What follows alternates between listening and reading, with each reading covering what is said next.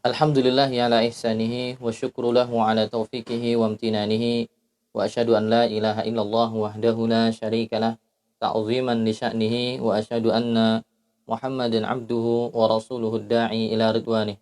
Allahumma salli wa sallim ala abdika Muhammadin wa ala alihi wa sahbihi wa ikhwanih amma ba'du.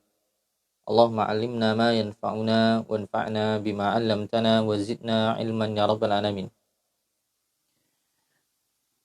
Teman-teman sekalian yang dimuliakan oleh Allah Subhanahu wa taala, alhamdulillah puji syukur kepada Allah senantiasa kita aturkan, senantiasa kita panjatkan kehadiran Allah Subhanahu wa taala, zat yang telah memberikan kepada kita semua berbagai macam bentuk karunia dan kebaikan kepada kita semua.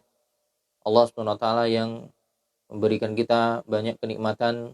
Salah satu dari kenikmatan itu adalah kita diberikan nikmat sehat, diberikan nikmat kesempatan, diberikan nikmat untuk belajar agama, di mana mungkin tidak semua orang mendapatkan kesempatan untuk menekuni, menggali ilmu agama dari agama yang dia ikuti.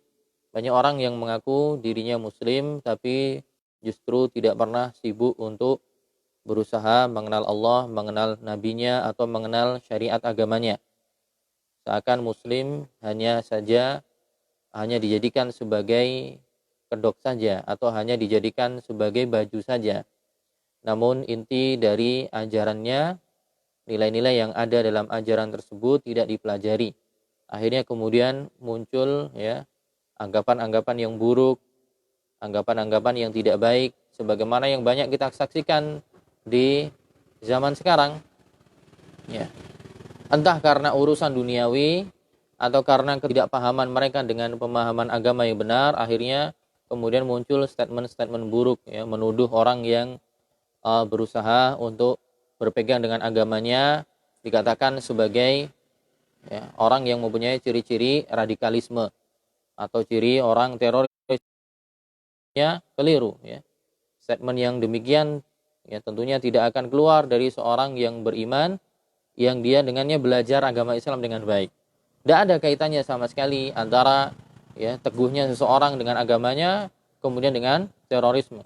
Justru orang yang jahil, yang tidak paham agama dengan baik, tidak mempelajarinya secara terstruktur kepada guru yang kompeten, itu yang kebanyakan kemudian terpeleset dengan pemahaman-pemahaman yang keliru. Akhirnya kemudian terjadilah pemikiran radikalisme seperti itu, mengkafirkan yang lain, menghalalkan darah orang lain, kemudian akhirnya konsekuensinya banyak orang yang nggak paham kemudian dipukul rata.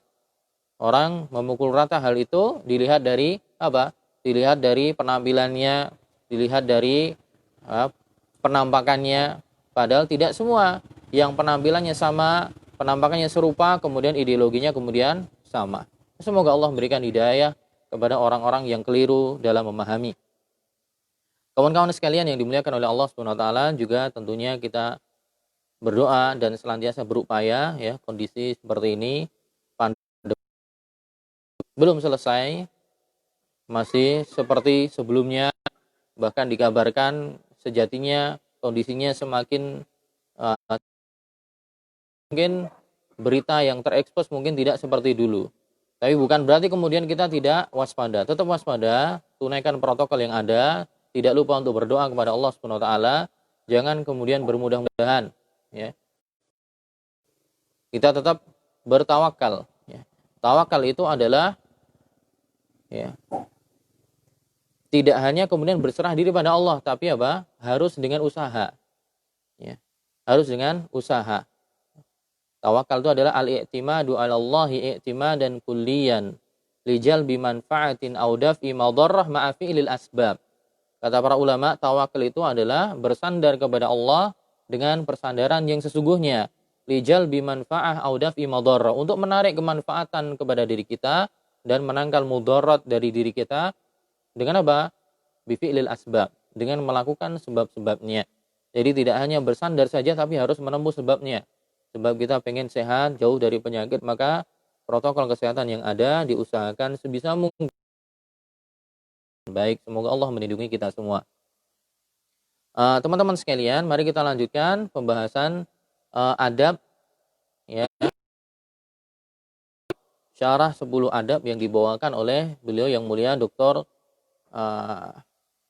Saleh Al-Utsaimin hafizahullah taala. Ya, salah satu dari anggota Hay'ah Kibarul Ulama di negeri Saudi Arabia.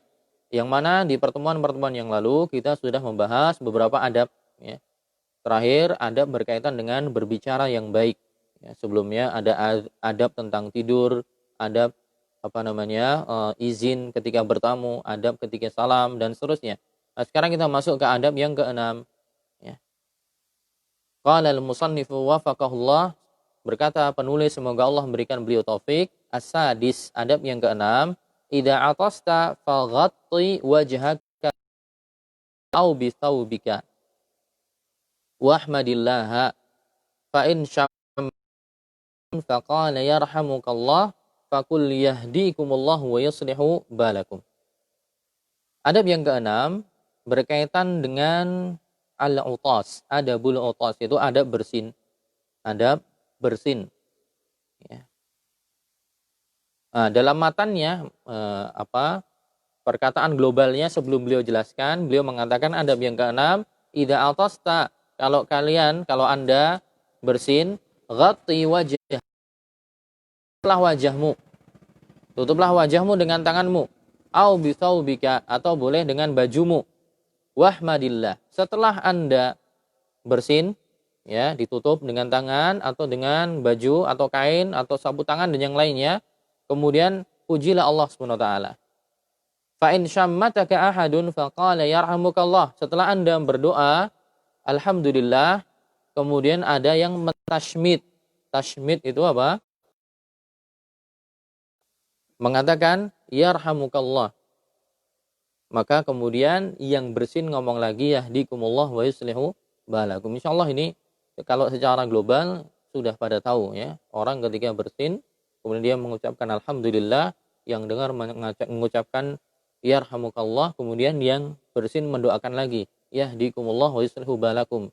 Semoga Allah memberikan Anda petunjuk dan memperbaiki urusan Anda. Nah, namun di sini akan ada sedikit penjelasan yang lebih detail dari Syekh Shalih Al-Utsaimin hafizahullah. Nah, dari pembahasan adab bersin ini, kata beliau, wa fihi arba'u masaila. Ada 4 permasalahan yang akan dibahas. Ada 4 permasalahan yang akan dibahas tentang adab bersin. Permasalahan yang pertama, wajhaka biyadika au bi thawbik, ya. Tentang masalah kalau Anda bersin, ya, atau merasa akan bersin, kemudian tutuplah wajah Anda dengan tangan atau dengan baju, ya. Dan bersin itu apa sih? Al-utas itu apa? Sautun yakhruju minal anfi ma'a hawa'in syadid. Bersin itu ya kita tahu, ya, kalau seperti apa gambarannya, tapi pengertiannya adalah suara yang keluar dari hidung, yang bersamaan dengannya ada udara yang keluar, yang kemudian nanti ada cairan, sedikit cairannya, atau bisa kita katakan apa? Droplet, ya, kalau istilahnya orang kedokteran. Ada semburan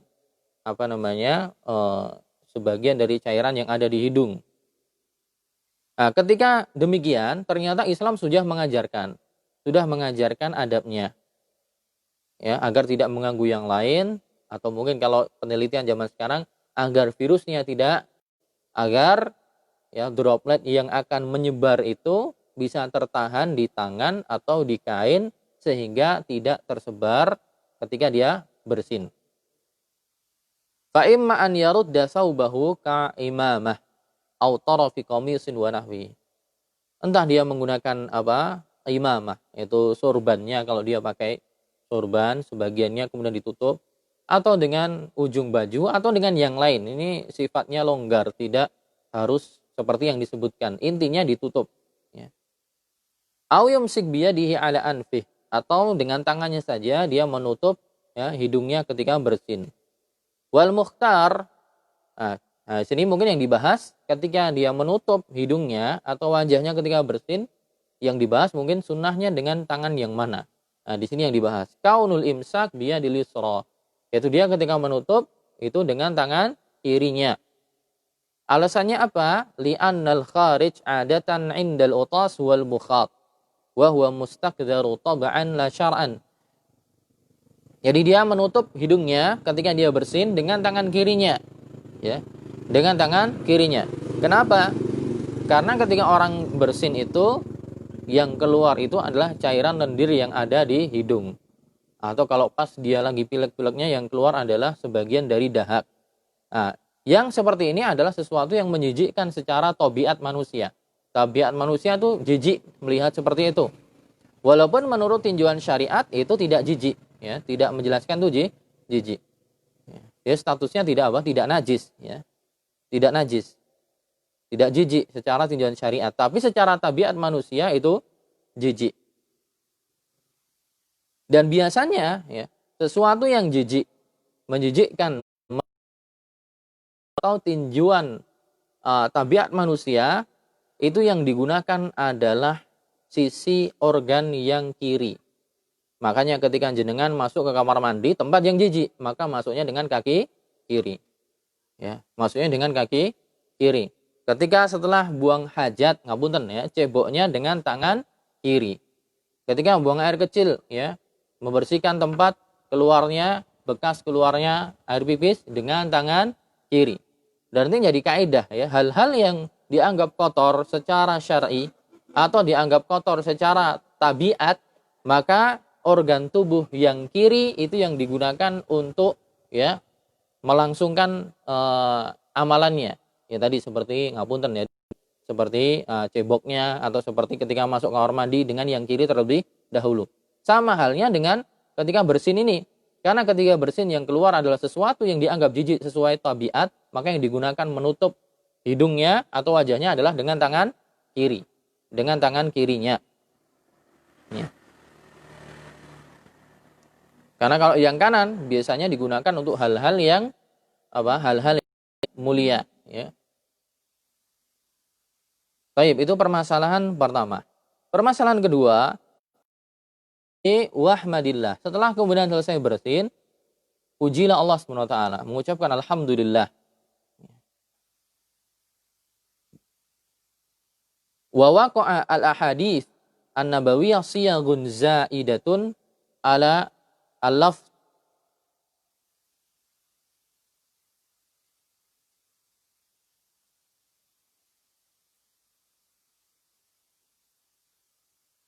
Ya, mengucapkan alhamdulillah. Tapi ya dalam hadis yang lain, ya, dalam hadis yang lain ada keterangan yang lain juga. Ada keterangan yang lain ditambahi, tidak hanya mengucapkan alhamdulillah. Faman iktasara 'alal hamdi jaa'a bi aqallil ma'mur. Tapi barang siapa yang misalnya dia mengucapkan alhamdulillah saja, maka dia sudah melakukan hal yang paling minimal. Ya, yang paling minimal. Wa man zada syai'an mimma warada kana akmal fil imtithal kal mutaqaddim fil hamdi ba'da ta'am. Tapi barang siapa yang menambah, ya, lafaz pujiannya, maka dia akan lebih sempurna. Seperti orang yang mengucapkan alhamdulillah ditambahi dengan lafaz yang lain seperti dalam doa setelah makan. Ya, kemarin dalam pas makan kan ada doa sebelumnya. Ada doa sebelumnya bismillah aja, ya, membaca bismillah. Ada sebagian ulama mengatakan bismillahirrahmanirrahim. Ya, ditambahi ar-rahman. Kuatkan oleh Syekh Husaimi bahwa ketika sebelum makan cukup bismillah. Ya, sesuai dengan hadis Nabi kepada Amr bin Salamah, anak tirinya Nabi, anak bawaan dari Ummu Salamah. Ya gulam, ya, samillah wa kul biyaminik wa kul mimma yalik. Nabi mengatakan samillah, ucapkanlah bismillah. Sebagian ulama ada yang mengatakan ditambah boleh bismillahirrahmanirrahim. Ya. Itu tidak ada masalah, cuman yang lebih afdol kata Syekh Utsaimin mengambil nukilan dari Ibnu Hajar Al-Asqalani bahwa mencukupkan dengan bismillah itu lebih afdol. Karena lafadznya mencukupkan dengan bismillah, tidak ada tambahan ar-Rahman ar-Rahim itu dalam doa sebelum makan. Kemudian ya, doa setelah makan kemarin dikatakan mengucapkan alhamdulillah. Tapi ada lafadz yang lain kemarin yang disebutkan yaitu alhamdulillahi iban katsiran mubarakan fi. Alhamdulillahi thayyiban katsiran mubarakan fihi ghaira makfiyin wala makfurin wala mustauda'in rabbana. Nah, itu tambahannya, tapi agak panjang ya. Ini ternyata juga apa? Juga bisa dibaca ketika apa? Ketika selesai bersin. Kalau pengen sempurna ditambah tadi. Jadi misalnya waing kemudian dia membaca alhamdulillahi thayyiban katsiran mubarakan fih dan seterusnya. Atau misalnya mencukupkan sampai alhamdulillahi thayyiban katsiran mubarakan fih walaupun ada terusannya, tapi hafalnya cuma sampai situ, itu lebih baik daripada cuma mengucapkan alhamdulillah. Tapi misalnya dia mengucapkan alhamdulillah saja, itu dia sudah ya mengamalkan sunnah minimal. Sunnah minimalnya dia sudah dapat gitu. Bisa dipahami ya? Insyaallah. Jadi misalnya dia mencukupkan dengan alhamdulillah saja, itu sudah apa? Sudah mencukupi.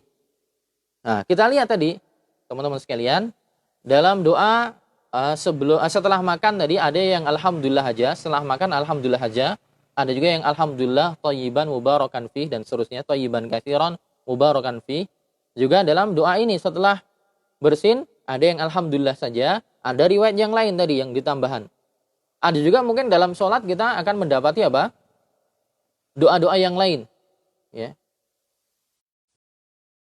Terkadang dalam doa sujud ada macam-macam. Ada yang subhana rabbiyal a'la saja.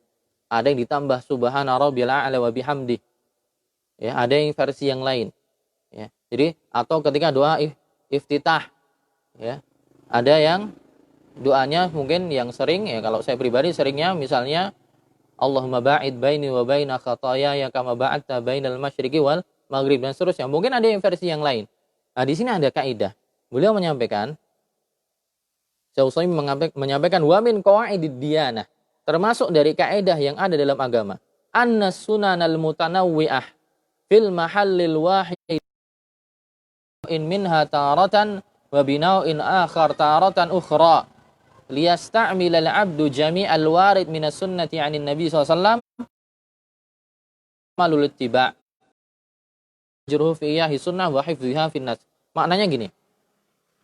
Kalau kita mendapati dalam suatu amalan apa saja? Salat, doa, mau makan atau yang lainnya. Kalau kita dapati ternyata dalam amalan itu ada banyak riwayat, terkadang Nabi doanya pakai ini, terkadang Nabi doanya pakai itu. Maka termasuk kaidah dalam agama, jika ada satu amalan, dia punya sunnah yang beragam, maka kita dianjurkan untuk terkadang baca dengan doa ini, kesempatan yang lain terkadang baca dengan doa yang lain. Paham gak? Jadi misalnya, untuk apa? Ini namanya khilaf tanawwu, ya. Jadi dalam pembahasan fikih ada namanya khilaf tadad, ada khilaf tanawwu. Yaitu dalam syaratan ada khilaf. Sebagian kok bacanya pakai doa ini, sebagian bacanya doa ini, tapi semuanya benar. Namanya khilaf tanawwu, itu perbedaan yang ada tapi beragam, alias seseorang boleh untuk membaca dengan yang itu atau membaca dengan yang ini, ya. Misalnya dalam sholat Jumat itu. Sholat Jumat kadang Nabi membaca pertama Sabbihis marabbikal a'la. Kemudian rakaat kedua membaca Al-Ghasyiyah, hal ataka hadisul Ghasyiyah. Misalnya. Tapi dalam kesempatan yang lain beliau membaca dengan surat yang lain. Nah, boleh divariasi. Ya. Atau pas dalam sholat Idul Fitri atau Idul Adha, beliau terkadang baca dengan Sabbihis marabbikal a'la, kemudian Al-Ghasyiyah, kemudian kesempatan yang lain, dalam riwayat yang lain beliau juga memakai surat yang lainnya. Nah, ini dianjurkan untuk kesempatan ini baca dengan surat ini, kesempatan yang lain pakai yang lain. Ini namanya khilaf tanawwu, berbeda tapi beragam, alias ketika ngambil yang ini boleh, yang itu juga boleh, ya. Beda dengan khilaf tadad, itu perbedaan pendapat yang saling bertentangan. Kalau menggunakan ini, yang lain mengatakan nggak sah. Kalau yang lain menggunakan ini, yang lain juga mengatakan nggak sah. Nah, ini yang bertentangan. Seperti masalah seorang ketika setelah berwudu kemudian tangannya menyentuh kemaluan wudunya atau tidak. Ada yang mengatakan man massa dzakarahu falyatawadda, barang siapa yang menyentuh kemaluannya maka wajib. Tapi dalam hadis yang lain, hadis Thalq bin Ali, ketika dia setelah berwudu kemudian tangannya menyentuh kemaluannya, kemudian Nabi mengatakan innahu bud'atun min, wahai Thalq, kemaluanmu itu adalah salah satu organ dalam dirimu, alias sama seperti organ yang lain. Seperti kamu setelah wudu pegang telinga, kamu setelah wudu pegang hidung, kan nggak batal. Ya. Maka apa? Megang kemaluan juga enggak batal. Ini bertentangan. Yang ini mengatakan megang batal, yang itu mengatakan enggak. Ini apa? Tadad, saling bertentangan. Nah, itu nanti bisa dikompromikan, bisa kalau enggak bisa dikompromikan nanti ditarjih, mana yang lebih kuat. Ada sebagian ulama yang mengkompromikan, oh maksudnya memegang kemaluan yang membatalkan wudu adalah megangnya dengan syahwat. Dengan apa? Berhalusinasi dan semisalnya ada syahwatnya baru batal. Kalau nggak dengan syahwat nggak batal. Misalnya gatel, dikukur, oh, berarti nggak batal. Ini bagi yang mengkompromikan dua hadis itu.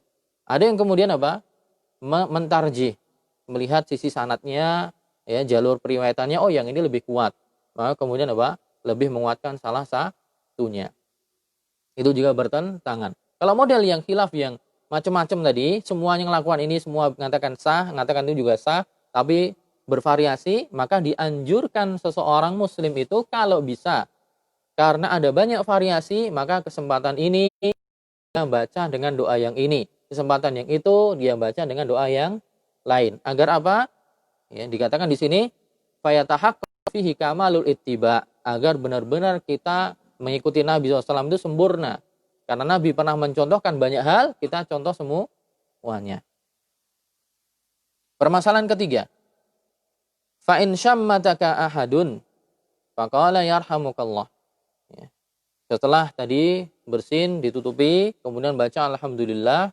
Baca alhamdulillahnya dua versi, ada yang versi alhamdulillah ada cukup, ada yang plus tambahan. Setelahnya ada orang di sampingnya dengar. Kemudian mentashmid, yaitu mendoakan yarhamukallah, semoga Allah merahmati Anda. Ya, dia apa? Mendoakan yarhamukallah. Fa idza da'a alaka ahadun ba'da utasika wa hamdika Allah bi an qala laka yarhamukallah. Kalau dengar ketika kita setelah bersin, kemudian ada yang mendoakan yarhamukallah, semoga Allah merahmati Anda. Doa ini muta'alliqun biman hamida ba'da utasihi. Jadi berarti orang kedua yang mendengar. Orang yang kedua, teman di sampingnya yang mendoakan itu, ya, doanya tadi terkait dengan pujian orang yang bersin pada Allah. Kalau yang bersin nggak memuji Allah, malah sik metu napa? Segawon gitu. Pas waeng malah keluarnya ada yang kayak gitu.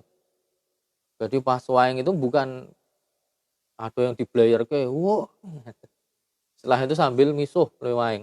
Nah, ini tidak didoakan. Yang didoakan adalah setelah dia bersin, kemudian dia memuji Allah, alhamdulillah. Nah, orang dengar kemudian didoakan, yarhamukallah.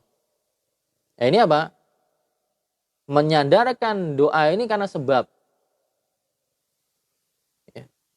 Nah, jadi kalau dia nggak berdoa, maka dia nggak kita doakan.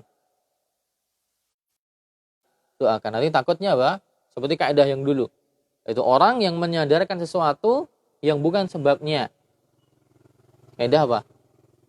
Masalah bid'ah dulu. Itu sesuatu yang ada sebab khususnya. Kalau sebabnya ada, dia ada. Kalau sebabnya nggak ada, maka nggak didoakan. Nah, ini doa ini ada karena orang yang bersin tadi memuji Allah. Kalau nggak memuji Allah, maka tidak didoakan. Ini pembahasan yang ketiga. Pembahasan yang keempat,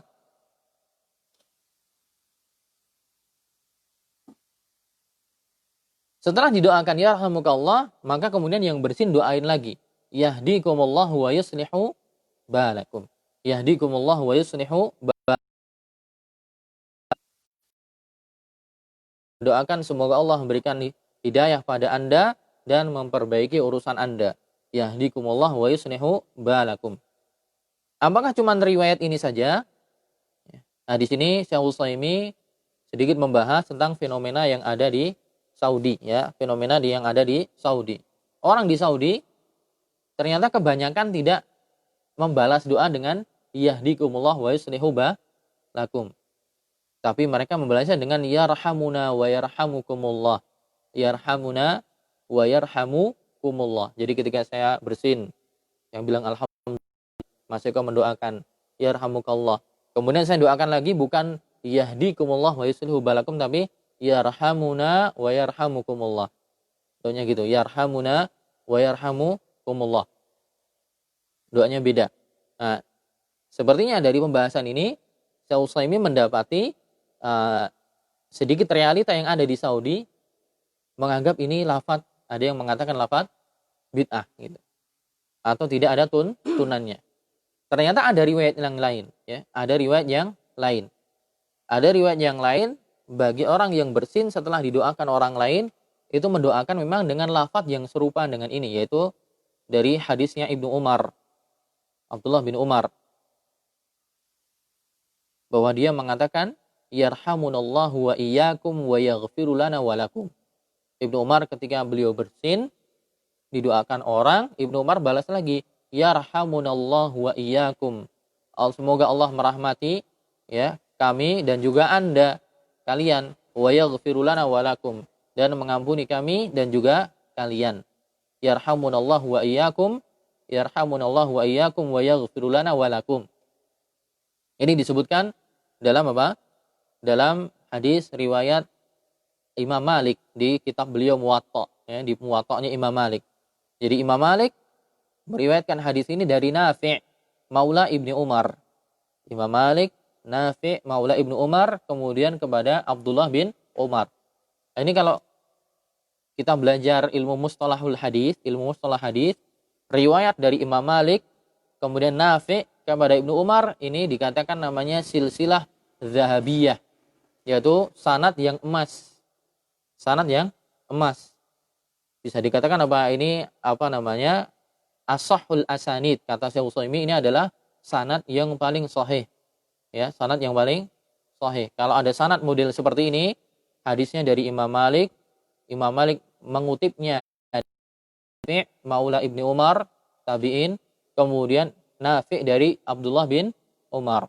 Abdullah bin Umar dari Nabi SAW. Ini namanya, ya, para ulama mengatakan silsilah zahabiyah, yaitu rantai sanad emas.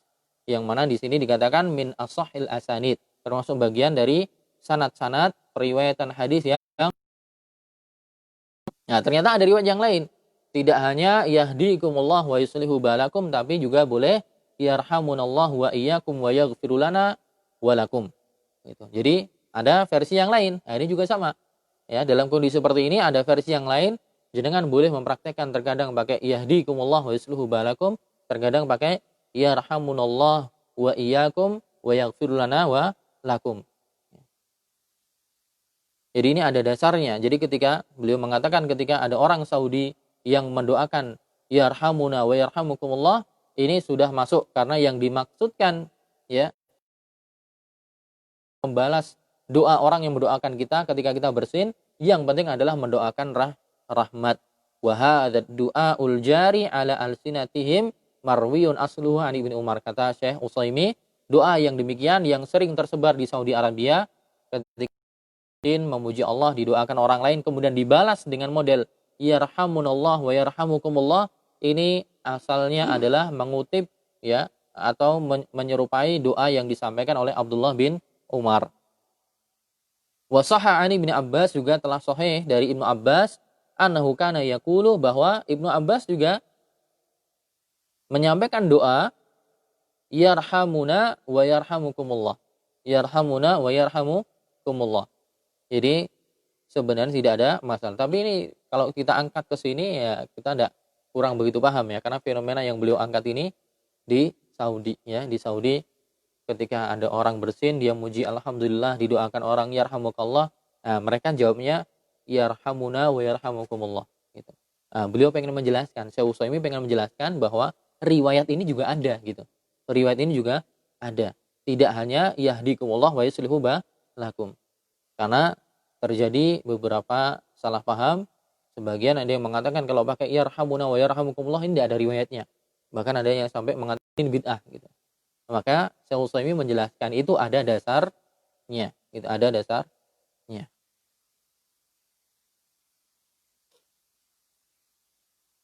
Baik. Ke adab yang ke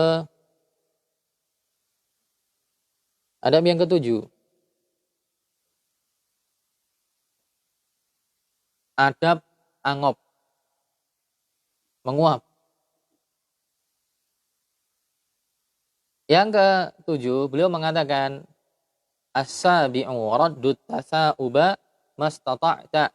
Rudda at-tasa'uba mastata'ta. Wa amsik biyadika ala fik wa la taqul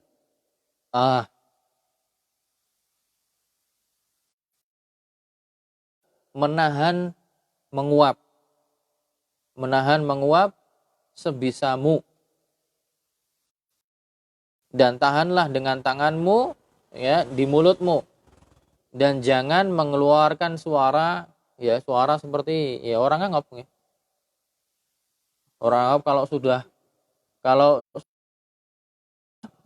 level tinggi itu nganti bahkan sampai keteklik ininya apa namanya rahangnya saking pernah nggak sering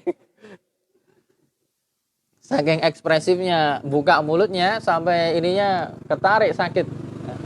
Nah ini adabnya ada dalam agama kita ya. Kalau orang sudah mulai ngantuk ya dia akan menguap maka ditahan sebisa mungkin. Kalau toh misalnya sampai terbuka maka ditutup mulutnya. Suara orang yang menguap itu sampai apa? Sampai keluar. Sebagaimana di dalam hadis ya, dalam hadis disebutkan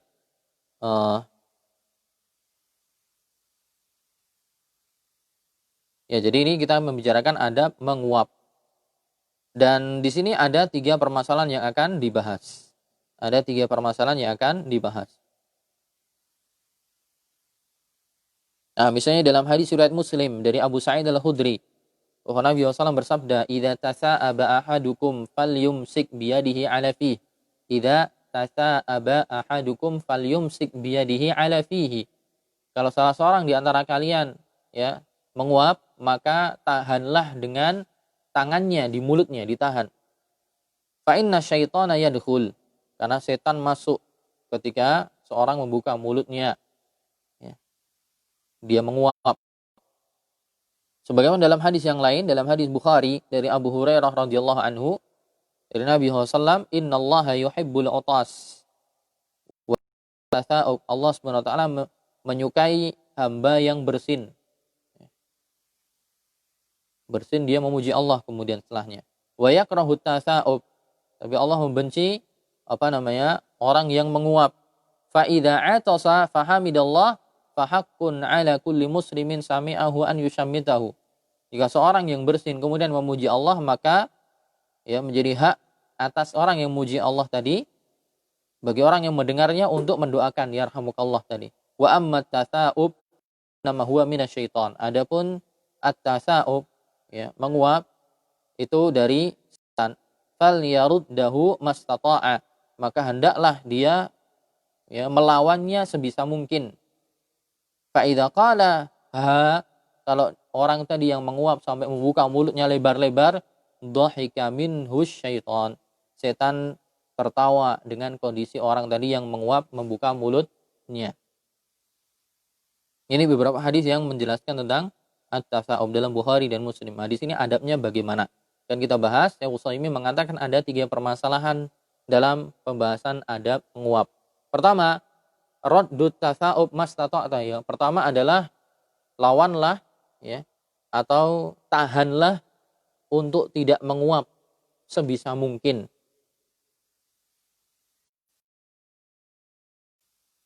Dan menguap adalah keluarnya hawa ya, keluarnya udara dari mulut ya, ketika dia mengantuk seorang ketika mulai ngantuk. Idzan dafa'a dzalikal hawa min jawfil 'abdi umira bi an yaruddahu. Kalau seseorang sudah memulai mengantuk dan akan menguap, maka dia diperintahkan untuk menahannya sebisa mungkin, yaitu habsuhu wa katmuhu, menutupnya dan menahannya sebisa mungkin, bi an yajma'a nafasahu ala anfasihi hatta la tatasara fatakhruj ala tilkal halil ma'rufah bainan nas, agar jangan sampai keluar suara seperti yang banyak terjadi di tengah manusia, yaitu anggap yang melampaui batas. Jadi diusahakan untuk dilawan. Gitu. Ini adab yang pertama, ya. Diusahakan untuk dilawan, jangan sampai keluar suara, apalagi membuka mulut lebar-lebar, sebagaimana yang banyak terjadi. Permasalahan kedua, amsik biyadika ala fik. Yang kedua adalah, ya, tahanlah dengan tanganmu. Tangannya ditutupkan ke mulut. Ai ikbid biyadika ala fik. Muhkiman subutaha alaihi li'alla tatamada fatafghura faka ala wajhin mustaqbah mustashna'. Ya, intinya apa namanya?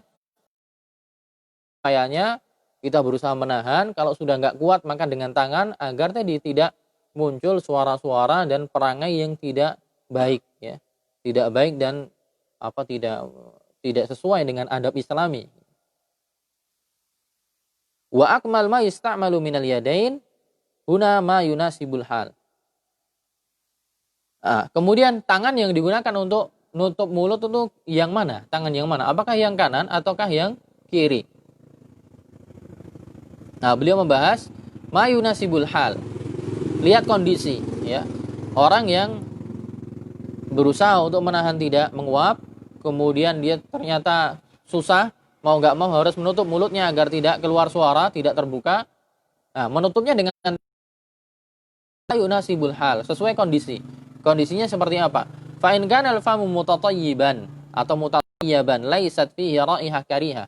Kalau misalnya mulutnya bersih, ya, abape mboten badeg, ya, enggak badeg. Maksudnya ya dia habis mandi lah gitu. Habis mandi kecapean, kemudian menguap-menguap di situ. Tapi mulutnya masih bersih. Belum lama mandi, udah gosok gigi dan semisalnya, kata beliau, tidak keluar bau yang tidak disukai, ya, dan kemungkinan tidak keluar dari mulut sesuatu yang dibenci, yang bau atau yang air liur yang kemudian dibenci oleh tabiat, maka boleh dia menggunakan tangan kanannya.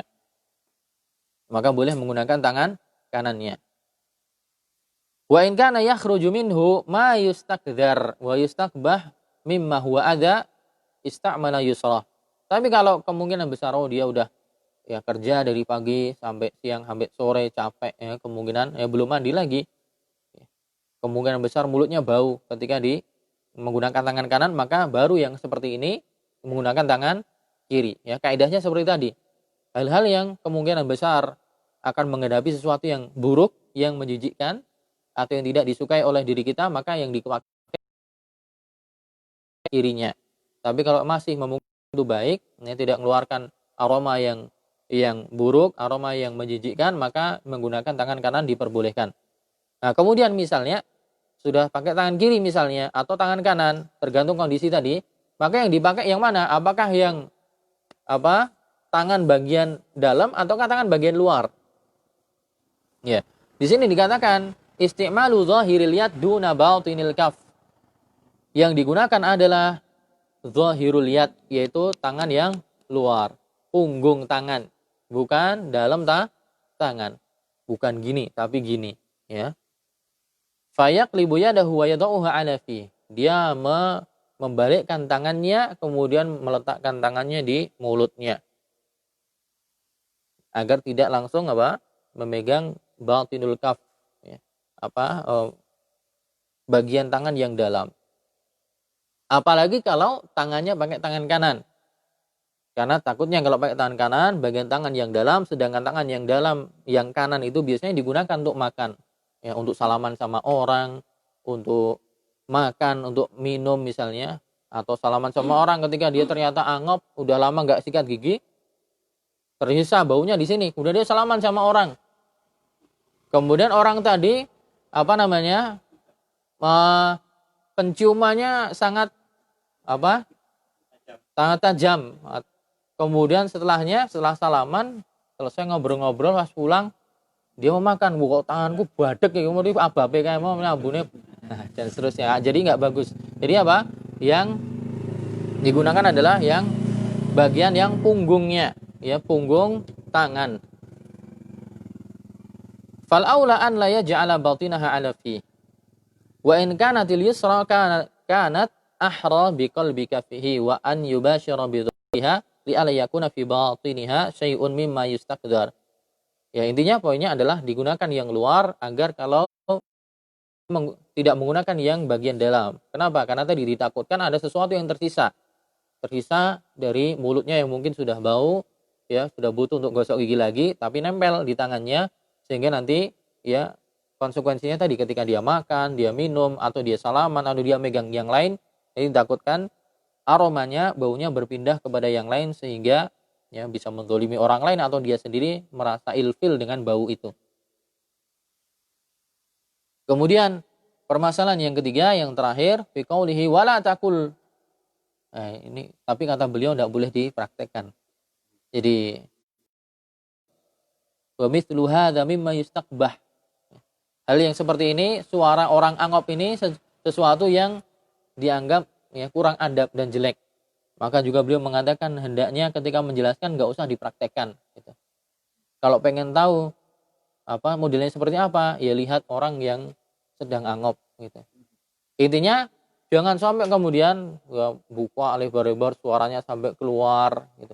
Nah, itu hal yang tidak bersesuaian dengan adab Islami. Nah, tentunya insya Allah kalau orang sudah menahan dengan baik, ya, kemudian kuat, maka ditutup dengan tangan atau dengan bajunya, insya Allah nggak keluar suara seperti ini.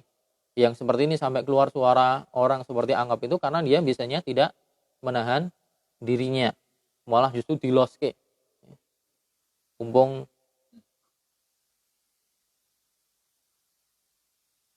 itu kalau dikagetin gimana? Pas lagi wes dikagetin nggak jadi. Biasanya yang atau orang mau waing gitu biasanya dikageti ras itu. Nah, intinya gitu ya, poinnya ada 3 poin berkaitan dengan adab apa tadi? Menguap. Oke, jadi ada 2 adab yang kita bahas pada kesempatan kali ini. Itu pertama adab berkaitan dengan bersin, ya. Berkaitan dengan bersin, yang kedua adab berkaitan dengan menguap. Orang yang bersin ditutup mulutnya agar dropletnya tidak keluar kemana-mana, dan itu sudah ya mungkin kalau dibahas sampai sekarang dari sisi kedokteran dan seterusnya, ini bisa jadi mukjizatnya Nabi SAW, ya. Mukjizat yang terpendam lama, ya. Iya benar, di Mekah itu ada namanya Rabitatul Alam Al-Islami, apa ikatan dunia Islam, itu pusatnya di Jeddah. Nah, itu adalah seperti lembaga dakwah. Salah satu divisi dari Rabithah tadi adalah membahas tentang al-ijazul ilmi fil Qur'ani wa sunnah. Ada pembahasan tentang mukjizat Al-Qur'an dan hadis. Jadi pembahasan tentang ayat Al-Qur'an yang bersesuaian dengan ilmu pengetahuan dan seterusnya, termasuk dalam masalah hadis juga. Nah, ini bisa jadi masuk seperti ini, ya. Ternyata Nabi sudah ngajarin jauh-jauh hari, ya, agar tidak tersebar virus flu, virus corona dan semisalnya, ketika bersin disuruh untuk menutup mulutnya. Taib, mungkin itu yang bisa kita bacakan dari penjelasan Syekh Shalih Al-Utsaimin hafizallahu taala. Insyaallah pada kesempatan yang akan datang kita akan bahas adab yang ke-8, ke-9 dan sampai 10 insyaallah. Kemudian nanti ganti kitab yang lain, ya. Mungkin ini tinggal 2 majelis, ya, 1 majelis atau 2 majelis, kemudian nanti ganti dengan pembahasan kitab yang lain. Yang besok akan membahas tentang adab majelis, ya, adab bermajelis. Ya, mungkin itu dulu, kita cukupkan sekian. Subhanakallahumma bihamdika asyhadu an la ilaha illa anta astaghfiruka wa atubu ilaik. Assalamualaikum warahmatullahi wabarakatuh.